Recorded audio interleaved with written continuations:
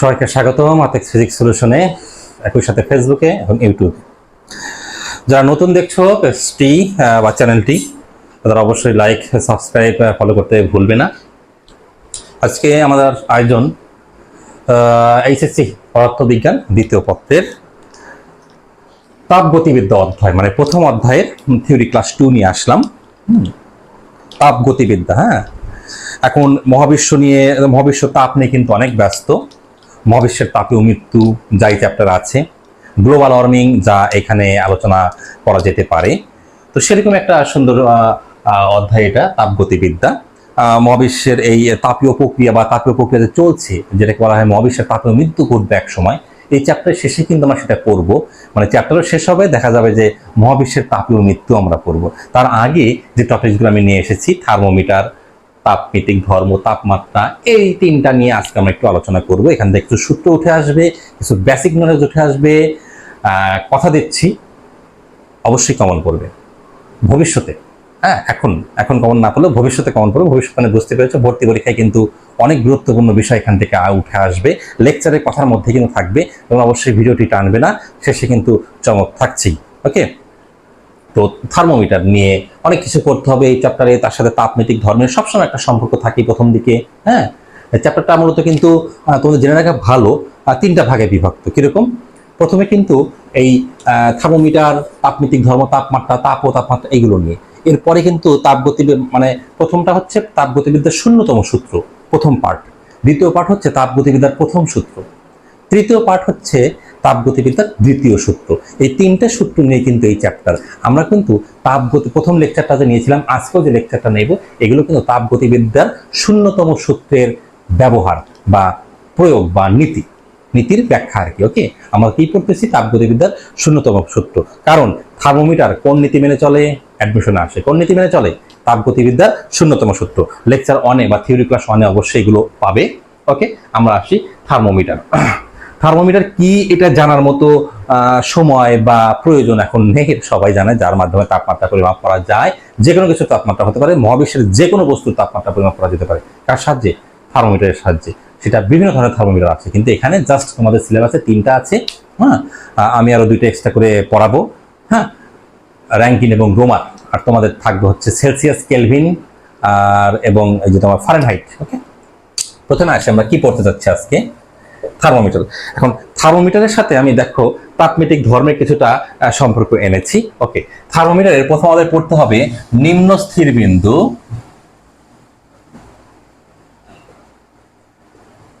Sorry মার্কারটা একটু change করতে হবে,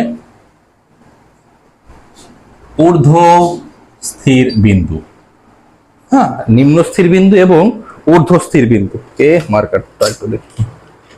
ওকে, নিম্ন স্থির বিন্দু এবং ঊর্ধ্ব স্থির বিন্দু, এই দুটো টপিক আগে থার্মোমিটার সম্বন্ধে জানতে হবে। একটা থার্মোমিটার অঙ্কন করলাম, বলবো আবার সব থার্মোমিটার মানে যে তুমি জ্বর মাপার যে থার্মোমিটার সেটা নিয়ে আসবে সেটাও না, কারণ আমরা দেখেছি শুধু জ্বর মাপার থার্মোমিটার আমার কাছে আছে। হ্যাঁ, দেখানো যাবে, প্র্যাকটিক্যালও দেখানো যাবে। হ্যাঁ, লাগে আর কোনো সব করার জন্য। এই যে এটাকে বলে এই যে থার্মোমিটার। হ্যাঁ, এটা কিন্তু কি থার্মোমিটার, কিসের থার্মোমিটার, কত দাগ কাটা আছে সবই দেখাবো ধীরে ধীরে, আসতে না হলো নেক্সট ক্লাসে। ওকে, তো এই থার্মোমিটারে সবচেয়ে নিচে মানে তুমি থার্মোমিটারটাকে যেমন আমি বের করেই বলি, এইভাবে ধরলে নিচের দাগ একটা হবে, উল্টা করে ধরলে নিচের দাগ একটা হবে, তা না। এই থার্মোমিটার স্কেলিং আছে, যেমন এখানে লেখা আছে 108, সবচেয়ে উপরেরটা কত? 108। উপর মানে আমি উপরেরটা ধরেছি, আর নিচে শুরু হচ্ছে 94। তার মানে এই 94, এইটা হবে হচ্ছে সবচেয়ে নিচের বিন্দু 94। এটা যদি উপর করেও ধরো, 94 যদি উপরেও থাকে, হ্যাঁ, তাও কিন্তু এটা হবে হচ্ছে নিম্ন স্থির বিন্দু। নিম্ন স্থির বিন্দু। আর এই যে 108 আছে, হ্যাঁ 108, এটা যদি নিচেও থাকে তাও এটা আমরা উপরে লিখবো ঊর্ধ্ব স্থির বিন্দু। নিম্ন স্থির বিন্দু, ঊর্ধ্ব স্থির বিন্দু। হ্যাঁ, বলতে পারো স্যার তাহলে হয়ে গেল, সবচেয়ে নিচের বা কম যে দাগটা মানে যার মান কম সেটাকে বলবো নিম্ন স্থির বিন্দু, যার মান বেশি সবচেয়ে থার্মোমিটারের, হ্যাঁ একদম উপরের বিন্দু, যেটাকে উপরের মানে যে বললাম 0 থেকে 100, তার মানে কি 100কে বলবো ঊর্ধ্ব স্থির বিন্দু, 0কে বলবো নিম্ন স্থির বিন্দু। স্যার এই দুইটা বললেই তো হয়ে গেল, যে নিচের দাগকে বলে নিম্ন স্থির আর উপরের দাগকে বলে ঊর্ধ্ব স্থির। হ্যাঁ, এটার সংজ্ঞা হতেও পারে, এটা লেখে না খুব একটা। এই নিম্ন স্থির বিন্দু মানে কি? সবচেয়ে নিচের যে তাপমাত্রা, যেমন ধরো 0°C।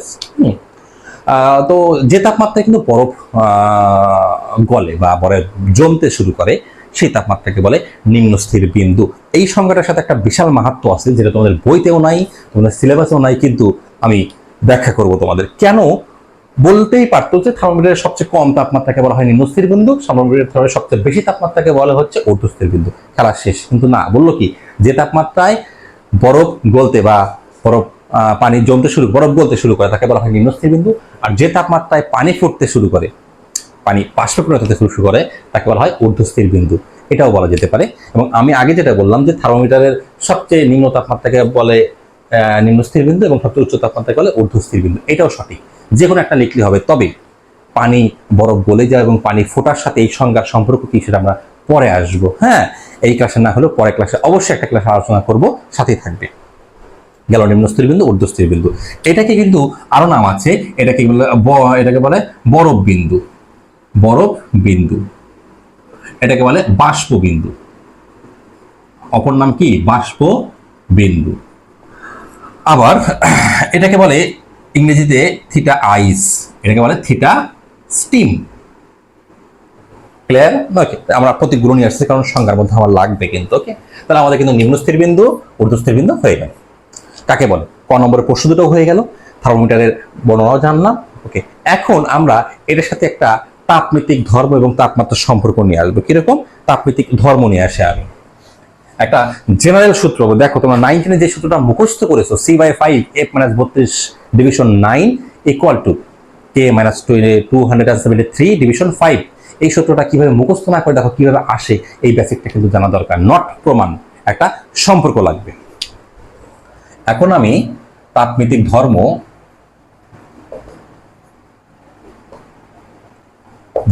প্লাস তাপমাত্রা এটা আলোচনা করব। খুবই ইম্পর্টেন্ট প্রথম দিকে এই বিষয়টা আর কি। হ্যাঁ, আমরা সরাসরি বলবো তাপমিতিক ধর্মকে আমি প্রকাশ করলাম এক্স দ্বারা। বইতে কি করে? এক্স দ্বারা প্রকাশ করে। তাপমিতিক ধর্ম সম্বন্ধে আলোচনা হয়েছে এর আগের ক্লাসে, সবাই দেখে নেবে যারা দেখোনি।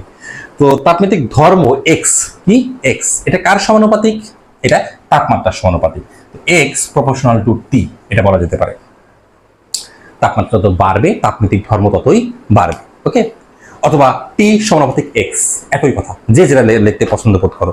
ওকে, তাহলে আমরা এই একটা সম্পর্ক থেকে কিন্তু একটু দেখতে পারি। কেমন দেখতে পারি? কি দেখতে পারি? একটু আসি এখানে। আমি বললাম যখন সবচেয়ে নিচের তাপমাত্রা থাকে, এই থার্মোমিটারের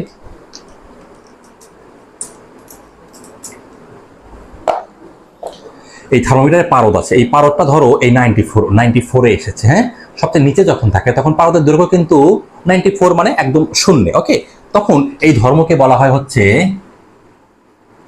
x ice. Okay, x ice.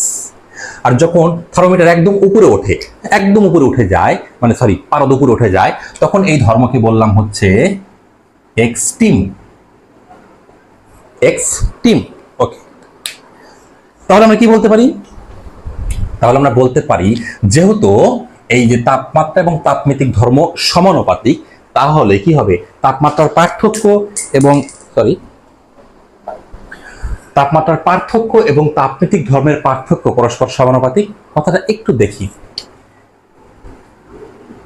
Theta steam minus theta ice proportional to x steam minus x ice. লেখা যায়?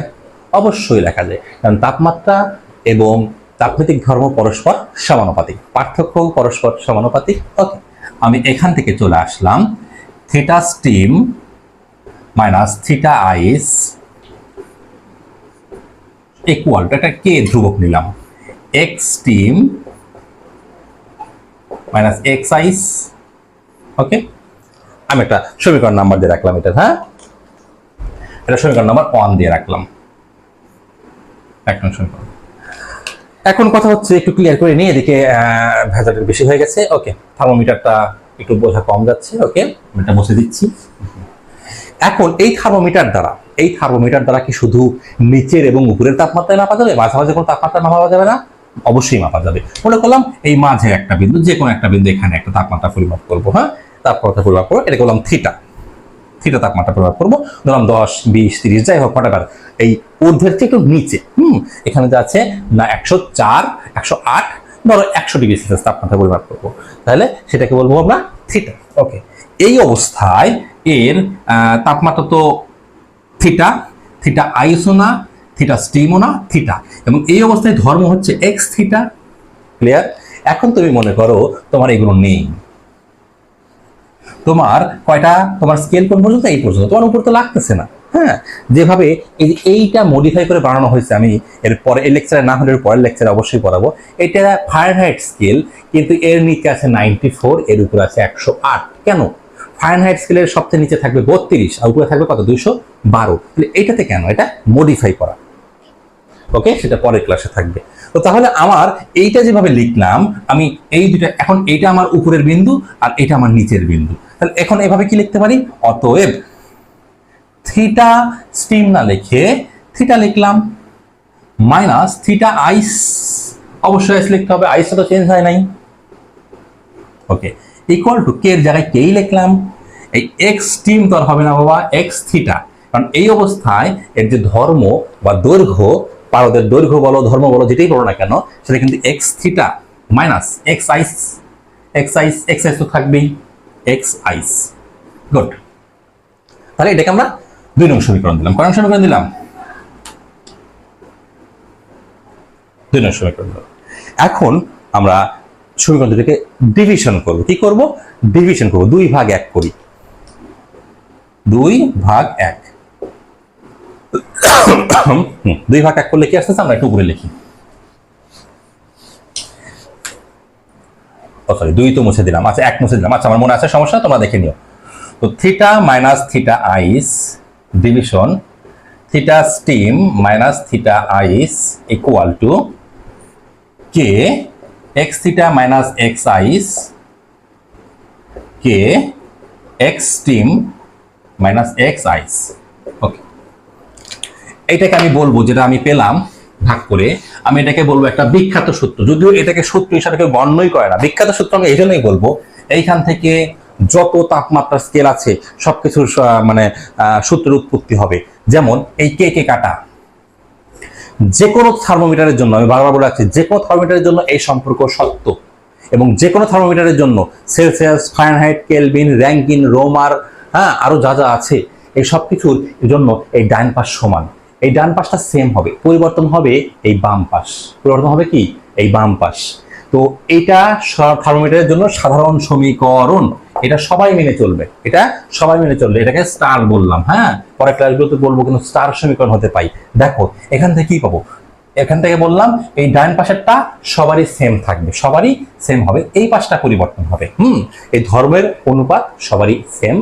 তো এই বাম পাশে এক্সচেঞ্জ হবে, কারণ বাম পাশের এক এক থার্মোমিটারে আইস এক এক রকম, এক এক থার্মোমিটারে স্টিম এক এক রকম। যদি এটা সেলসিয়াস স্কেলের জন্য হয়, একটু দেখিয়ে দিই, বুঝতে পারবে। সেলসিয়াস স্কেলের জন্য হলে থিটার বদলে সি, থিটা আইসের বদলে 0, থিটা স্টিমের বদলে 100। তাহলে কি হবে সম্পর্কটা দেখো তো?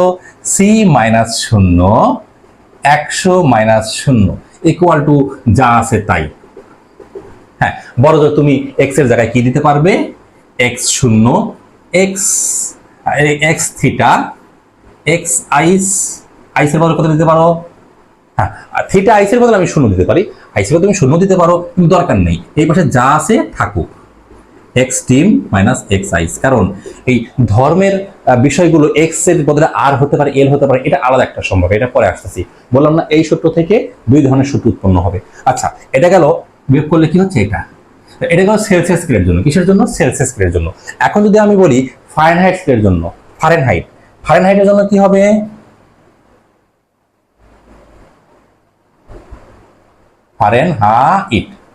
ফারেনহাইটের জন্য, ফারেনহাইটের, আচ্ছা এক্সাইজ 0 লিখলাম কেন? সেলসিয়াস স্কেল সম্বন্ধে ডিটেল আমরা এই ক্লাসে না করে পরে ক্লাসে পড়বো, তাও বলে রাখি। সেলসিয়াস স্কেলের নিম্নস্থির বিন্দু 0, ঊর্ধ্বস্থির বিন্দু 100। আচ্ছা, আর ফারেনহাইটের জন্য থিটার বদলে লিখবো এফ, থিটা আইসের বদলে লিখবো কত? 32। কারণ ফারেনহাইট স্কেলের সবচেয়ে নিচের বিন্দু হবে হচ্ছে 32, এটা ফিক্সড ইন্টারন্যাশনালি। আর থিটা স্টিম হবে হচ্ছে 212। তাহলে সমীকরণটা কি হবে? এই মানগুলো যদি আমি এইখানে বসাই তাহলে কি হবে একটু দেখি। কি হবে? f - 32 ভাগ 212 বিয়োগ 32 ইকুয়াল টু এই যে যা আছে তাই x থিটা ডট ডট এগুলো বললাম, হয়ে গেল। তাহলে দেখো এইভাবে তো সেলসিয়াস, ফারেনহাইট, কেলভিন আসবে এইভাবে। হ্যাঁ, তো ডাইন পাশ সবারই সমান, তাপমাত্রিক ধর্মের এই অনুপাত সব থার্মোমিটারের সমান। তাহলে বাম পাশগুলো সমান। বাম পাশগুলো যদি সমান হয় তাহলে আমি কি বলতে পারি? তাহলে ফারেনহাইট তো গেল, এবার কেলভিনটা লিখেই ফেলে আমি পাশে। কেলভিনে কি হবে? আমি শর্টে লিখে পারি K - 373 বিয়োগ 273 equal to something something something x দিয়ে যা আছে তাই হবে। কারণ কি? কেলভিন স্কেলের সবচেয়ে নিচের বিন্দু 273, ঊর্ধ্বস্থির বিন্দু 373। তাহলে কি হচ্ছে? তাহলে অতএব কি বলতে পারি? C/100 f - 32/180 বিয়োগ করে হবে K - 273 ভাগ 100। এই যে দেখো একটা সম্পর্ক। তাহলে উভয় পক্ষে যদি আমি 20 দিয়ে গুণ করি তাহলে হয়ে যাচ্ছে তোমার সেই কাঙ্ক্ষিত মুখস্থ সূত্র C/5 f - 32/9 equal to K - 273 division 5। তিনটা স্কেলের মধ্যে একটা সমতা আনার জন্য এই সূত্র প্রতিষ্ঠা করা হয়েছে। ওকে, এটা দিয়ে অনেক ভালো ভালো অঙ্ক হবে। কিন্তু এই যে বেসিক অর্জন করা, হ্যাঁ, তুমি দেখলে, শুনলে, বুঝলে, পরে বোর্ড পরীক্ষায় লেখার জন্য এটা প্রিপারেশন না নিলেও চলবে। তবে অ্যাডমিশনে বি সিরিয়াস, এই সম্পর্কগুলো কিন্তু প্রতিষ্ঠা করতে বলে। 100-এ 100 বলছি, এগুলো আসে। ওকে, সেই বুয়েটে বলো, রুয়েটে বলো, কুয়েটে বলো, আর ডিউতে বলো, আর সিউতে বলো, কেউতে বলো, সব জায়গায় সেসব জায়গায় লিখিত আছে। ডিউতে লিখিত আছে, আসে। দুইটা করে দেবে, তিনটা না দিয়ে দুইটা করে দেবে। হ্যাঁ, এই সেলসিয়াস এবং ফারেনহাইট স্কেলের মধ্যে সম্পর্কটা প্রতিষ্ঠা করো। ওকে, কিভাবে এটা হলো, এটা কিন্তু আসতে পারে।